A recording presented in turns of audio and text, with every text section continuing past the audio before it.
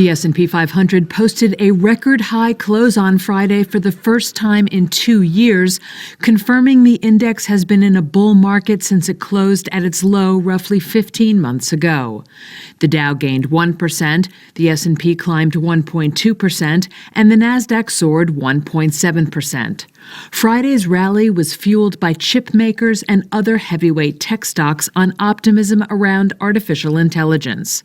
Shares of server maker Supermicro Computer soared 36% after it lifted its second quarter profit forecast.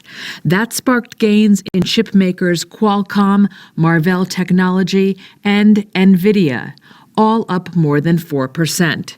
Chipmaker stocks have gained since Taiwan Semiconductor Manufacturing Company, the world's largest contract chip maker, said earlier this week that it saw booming demand for high-end chips used in AI. Its U.S.-listed shares gained another 1% on Friday after climbing 10% the prior session. So when you think about AMD and you think about NVIDIA, you think about all these companies, you have to recognize that about 40% of what they do is a Taiwan semi chip. And so rather than have all those companies have the biggest thing that they have to have. And so when Taiwan semi is so dominant, they have pricing power turns into excess earnings. We just saw that. And I think that that's a theme that's going to continue to go. Microsoft and Apple, the world's two most valuable companies, also each rose more than 1%.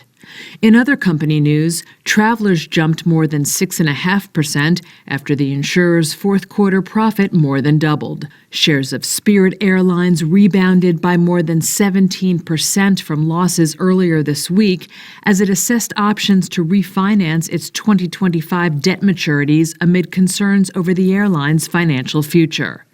And iRobot slumped 27% after a report said the European Union's competition watchdog plans to block Amazon's $1.4 billion acquisition of the robot vacuum maker.